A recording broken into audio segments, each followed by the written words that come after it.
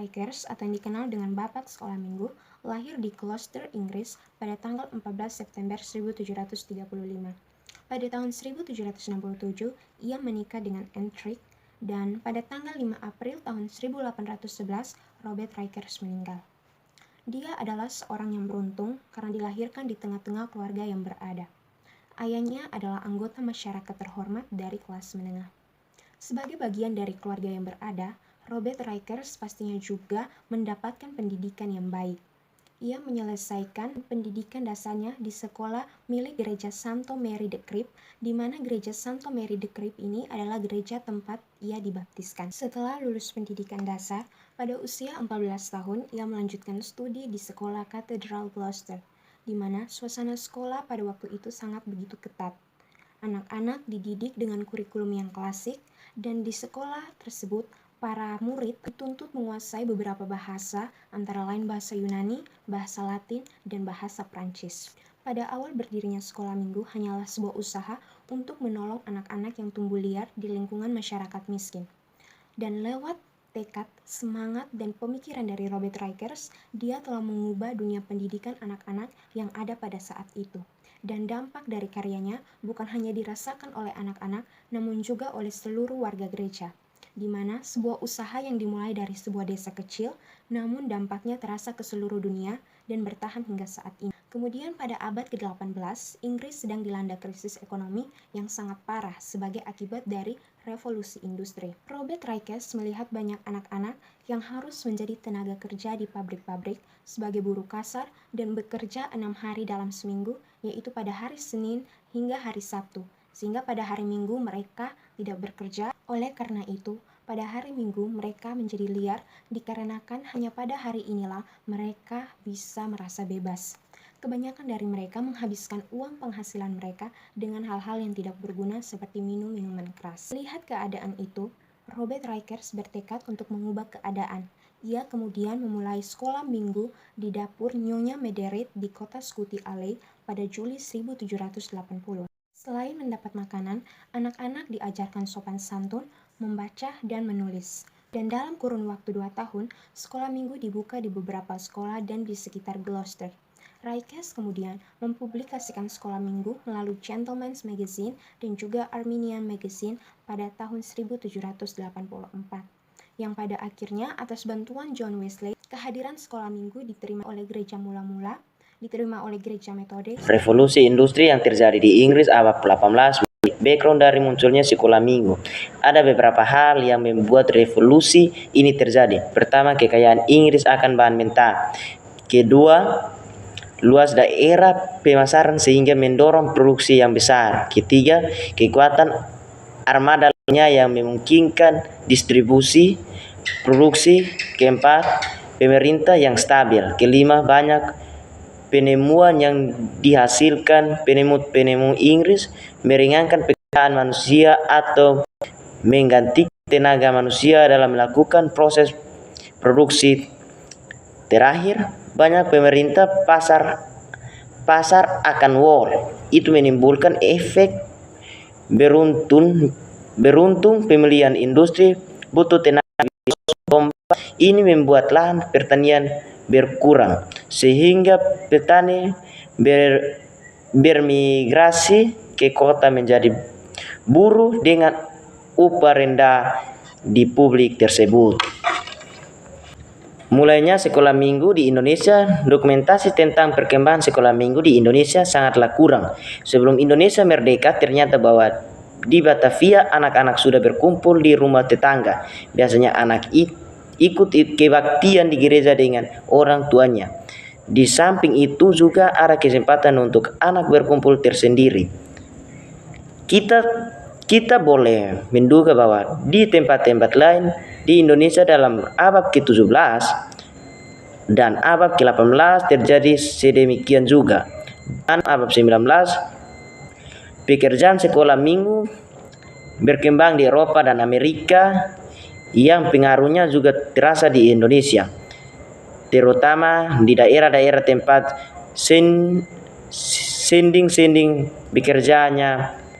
21 pendirian sekolah minggu di Indonesia cenderung sama sifatnya dengan sekolah minggu yang ada di Inggris dan Amerika pada zaman yang sama, yaitu pendirinya prakarsa kaum awam. Di luar struktur gereja yang bersifat ini tidak berlaku untuk semua gereja di Indonesia. Misal di HKBP, di mana kegiatan sekolah minggu kebaktian anak-anak diatur oleh sinode sendiri.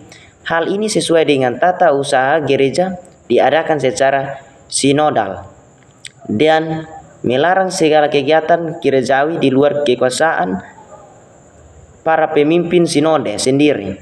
Keadaan serupa dikenal di gereja lain, umpamanya Gereja Kalimantan Evangelis, Gereja Toraja, dan Gereja Kristen Sulawesi Tengah. Gereja-gereja di Indonesia dalam sidang raya Dewan Gereja-gereja Sedunia tahun 1948 menimbulkan semangat kebersamaan di kalangan sekolah minggu.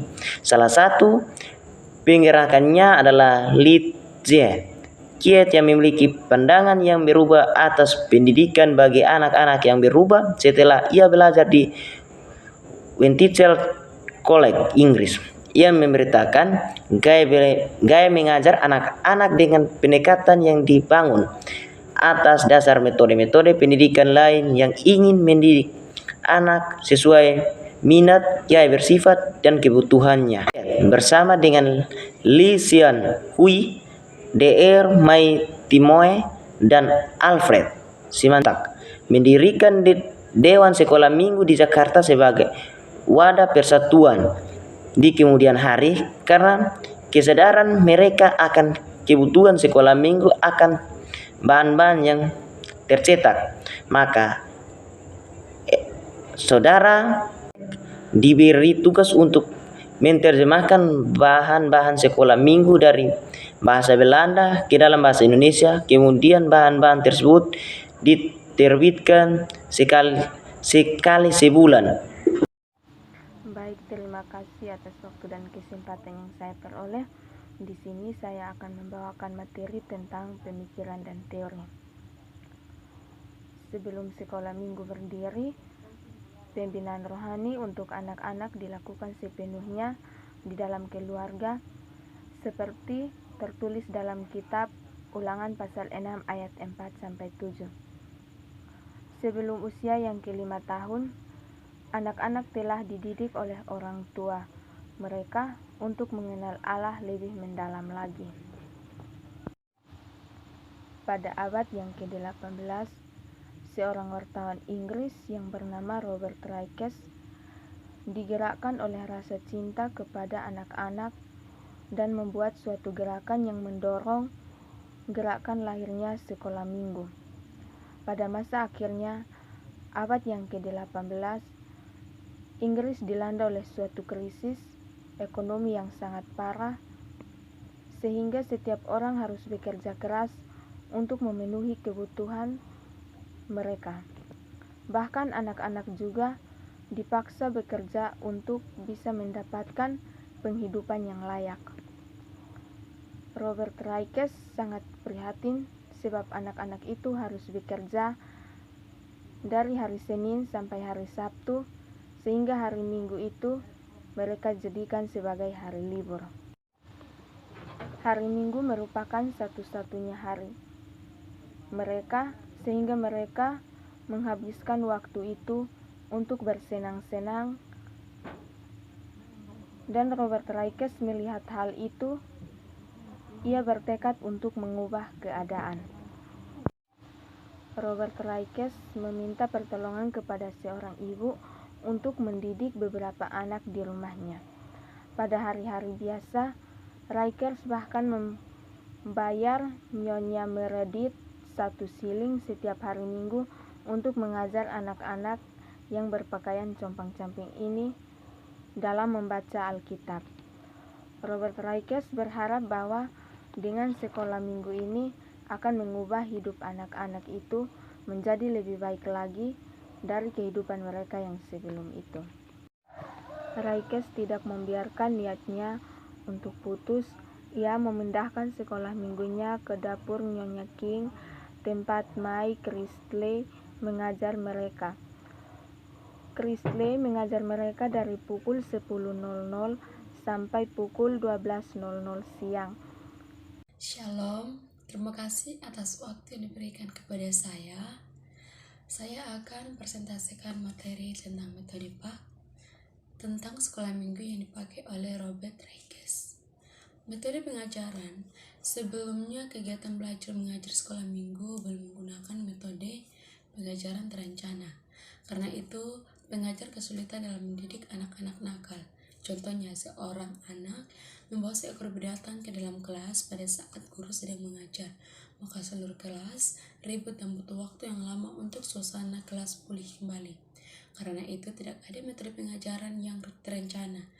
Pada akhirnya, para pengajar kesulitan dan tidak bertahan lama untuk mengajar. Maka dari itu, Robert Raikes dengan bantuannya dapat menerapkan berbagai metode dalam pengelola kelas. Terbukti sekolah minggu berkembang dengan baik saat ini.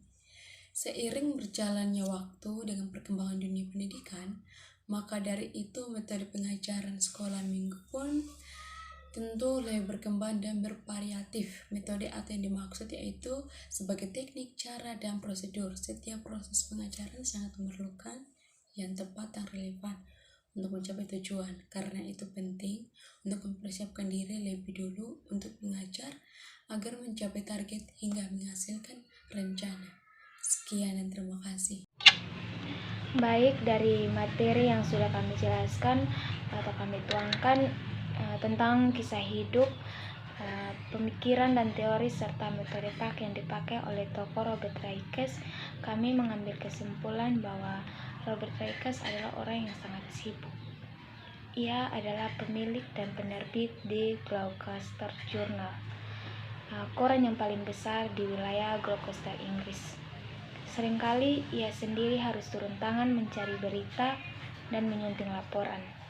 Oleh karena kesibukannya, Raikes sering terpaksa bekerja pada hari Minggu untuk menyiapkan koran yang harus terbit pada esok hari. Robert Raikes adalah seorang dermawan Inggris yang dikenal sebagai bapak pendiri sekolah minggu. Pada abad yang ke-18, Inggris sedang dilanda krisis ekonomi yang sangat parah sebagai akibat revolusi industri. Robert Raikes melihat banyak anak-anak yang harus menjadi tenaga kerja di pabrik-pabrik sebagai buruh kasar dan bekerja 6 hari dalam seminggu, yaitu pada hari Senin sampai hari Sabtu. Sebagai wartawan yang sering menulis berita kriminal dan berkunjung ke penjara, Raikes menyadari bahwa anak-anak ini mudah terseret di dunia kriminal. Sebab itu, ia berpikir dan mencari jalan keluar untuk menolong anak-anak ini.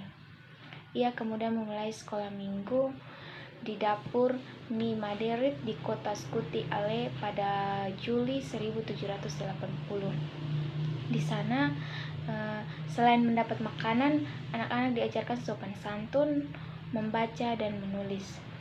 Menurut Raikes, buku pelajaran yang terbaik yang bisa dipakai adalah Alkitab.